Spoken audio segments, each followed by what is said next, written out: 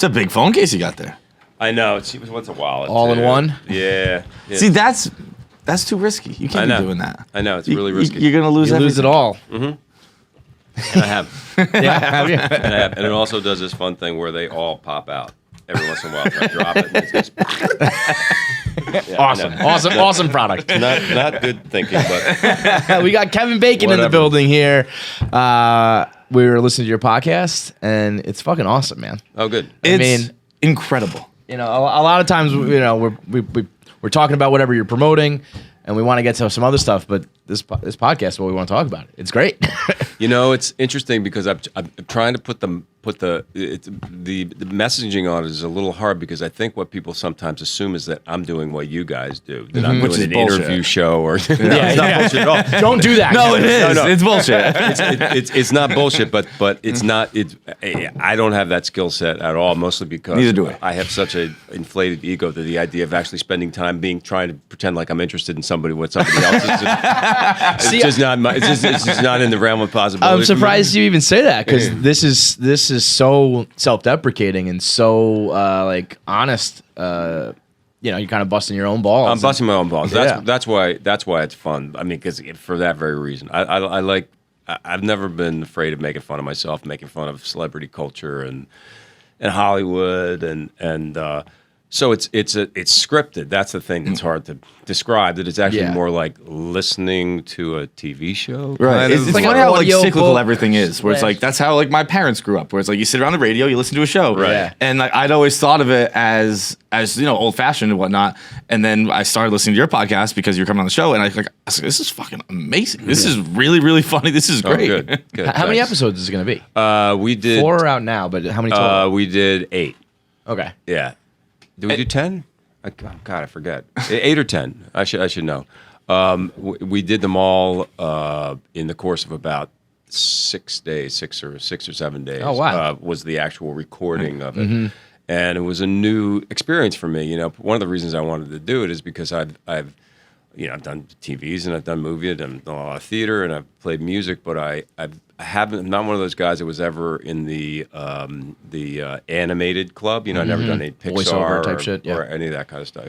So to actually do this kind of radio play and just have the voice as your instrument, that's like your whole instrument, was kind of interesting to me. And there are some real celebrity voices in it. My wife's in it, and She's funny too. She's everybody's She goes into the closer. Unbelievable. The erotica. It's all erotica, yeah. very funny. Is there any truth to it? Like, everything is truth in comedy. Like, is there any part of you that is like, I kind of want to be seen? Because that's what I think of you as. And I think of it as like, that's the ultimate male role. Like, that's what I want to be, is like the loner detective who's chasing the killer. Right. Who's kind of drunk most of the time. Right. Like, that's my life. That's what I We do all that strive to just be. minus chasing the killer. right. But is there any part of you that's like wants to be in a buddy movie again? Yeah. Well, I don't think not so much that, but there are definitely times when Kira has looked at me and said, I think you need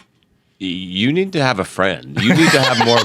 You need to have more. Well, not more. I do have friends. It's so crazy because I do have friends. I go out, I see my friends, but there's definitely times when she's like,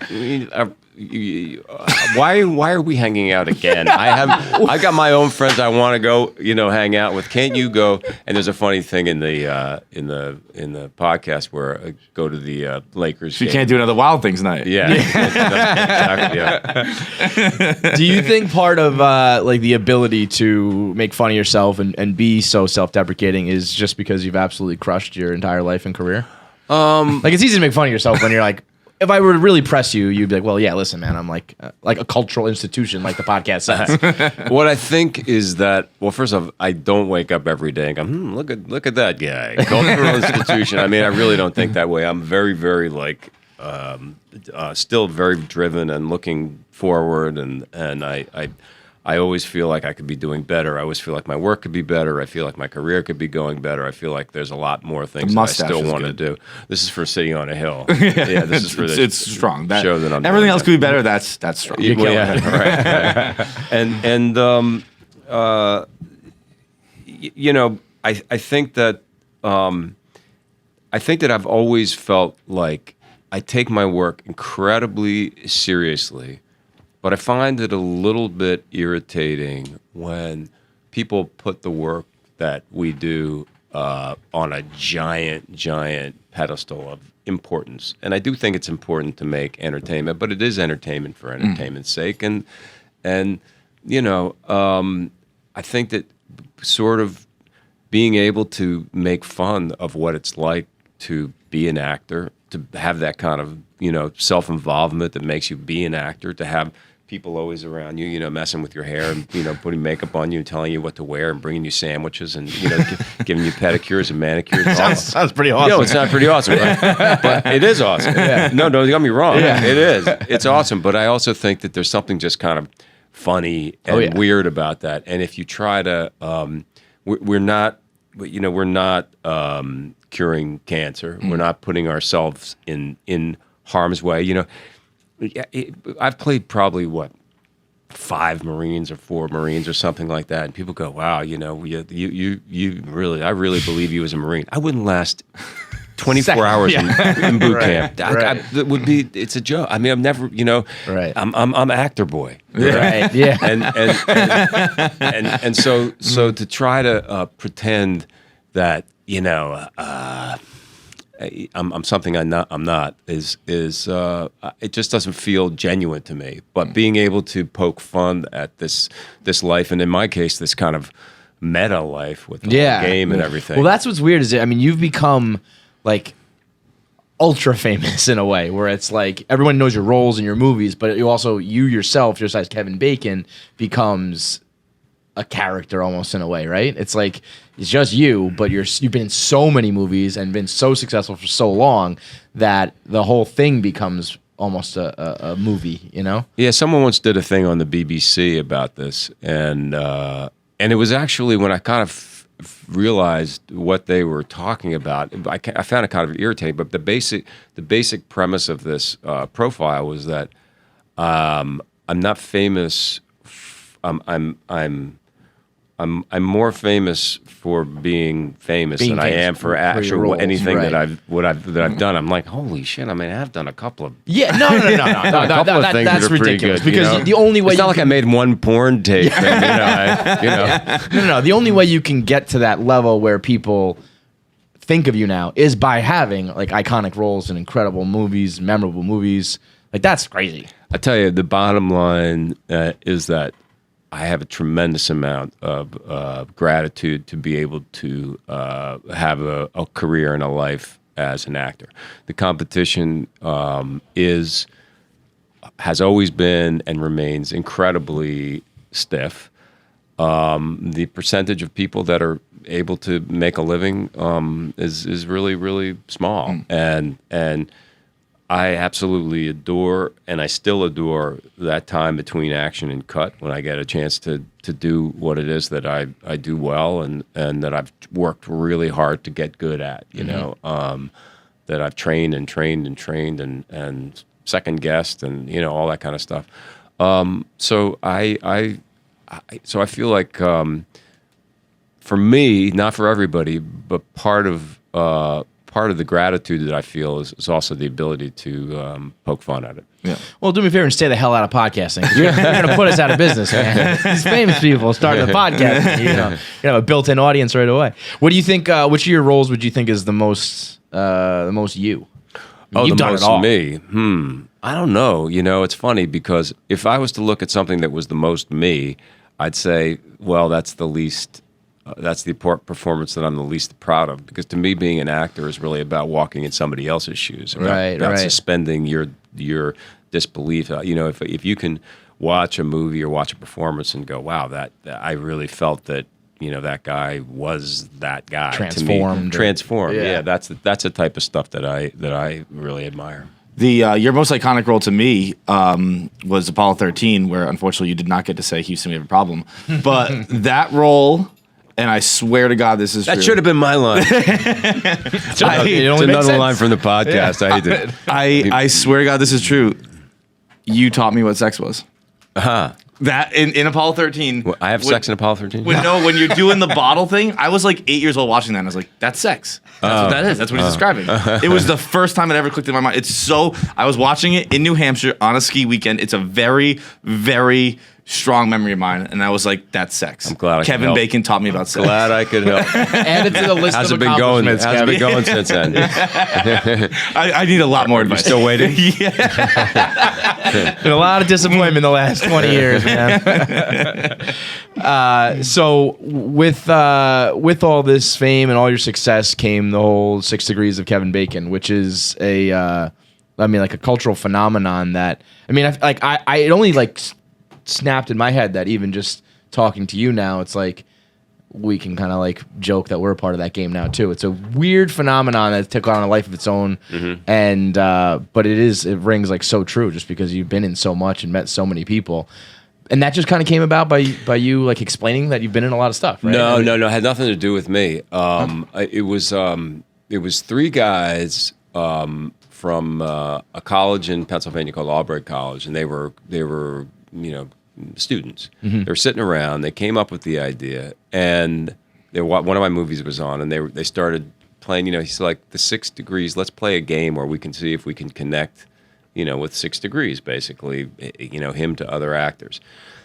This is really before, certainly before social media, but it's also kind of before the things even were really taking off virally. But it's one of the first things that actually, even without knowing that word, it sort of felt viral because people just started telling me about this game. And they'd say, my cousin and I play this game. Or kids would say, we got a drinking game at my school, where you take a shot for every degree. And I was like, what the fuck is this? It just seemed really bizarre. And my first reaction to it was that they were making fun of me, that it was a joke at my expense, because sort of basically saying, I'm kind of a lightweight actor who can be connected to some of the great actors. Can you believe that, Kevin Bacon could be connected back to Laurence Olivier? This is the way. That's interesting that I perceive it the opposite, that you've done so much great, right. But not in my mind. Listen, we're actors are very fragile. We have fragile kind of egos and a lot of self-doubt, which is, based on a lifetime of, probably most of what you go through as an actor, and even in a successful career, is rejection. You get rejected from auditions, you get rejected at the box office, you get rejected by critics. You really, you have to have a very, very thick skin. So when I heard about the game, I thought, okay, they're making fun of me. Jon Stewart Howard Stern had been mentioning it a little bit, and then Jon Stewart had a talk show, a nighttime talk show. And I went on the talk show and then found out that the 6 Degrees guys were going to come on the talk show because John had heard about it and he thought it was funny. And I was like, I'm canceling that appearance because I'm not going to be made fun of on national television with these guys. And then my publicist at the time sort of talked me off the ledge, and I went in and walked into the green room and actually met the guys, and they were just they were actually fans, and it wasn't, they weren't, just making fun of me. And then I tried, because it seemed to have this great hang time. There were a couple of ventures that I decided that I was going to try to make some money on it, and nothing worked. Like we put out a board game. Nobody wanted the fucking board game because you didn't need it to play. You just say, you just talk, you just do it. There was a book, and I wrote the thing, and I realized that what's interesting about it is it was not something that you really could hold in your hand. It was just an idea. It was like, I'm trying to think of another example of something that's just like an idea. Tangible, not tangible. It's like almost like a phrase or just a thought. And the other piece of it, to me, is that when you look at taking me out of it, the actual concept itself is actually kind of a beautiful concept, and one that it really is true that we are all connected and that we're all striving for these connections. That's really what social media is. People wanted to go to Facebook when it was first launching because they wanted to find out people that they were connected to. That's what we're all looking for. Do you think that there is anyone who is not connected to you, like in the podcast, who does want to kill you? Have you thought about that?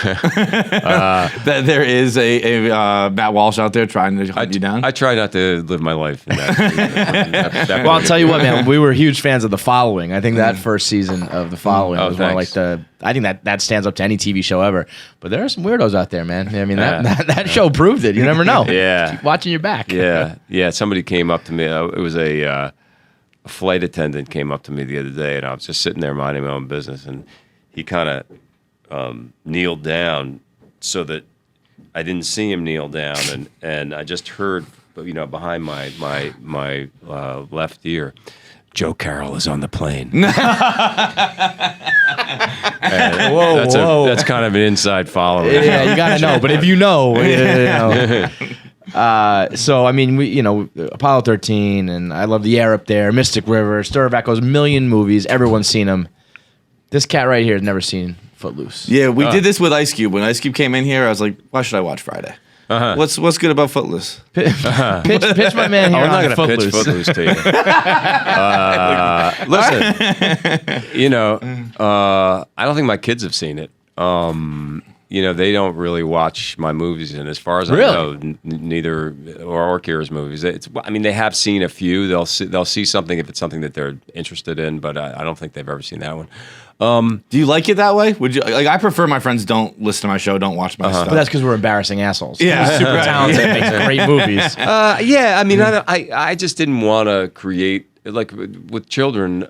They want to put their father and mother as their father and mother. They don't want to have that. And a lot of the stuff that we've done in movies has been strange. And you don't want your kids watching Wild Things. Yeah, Wild you don't want Things, The Woodsman.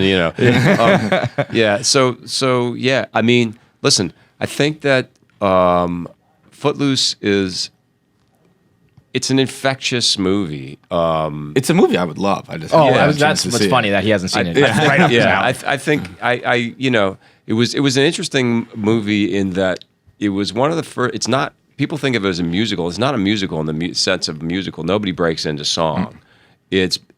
But what they did was they started to release some of these songs before the movie came out, so that by the time the movie came out, these songs were already on the radio. They already had a really, really strong connection to the audience, to the kids, and it just, it kind of took off.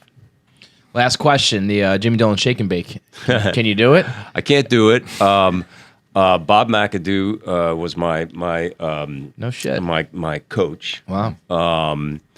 I hung out with Steve Lavin, who was an assistant coach at UCLA at the time, and because we're going back to the 90s. And Steve was kind of my first level of research. And then when it came to actually doing some of the basketball stuff, McAdoo came in, and he's been quoted as saying that the hardest thing he ever had to do in his career was make Kevin Bacon look like a basketball player.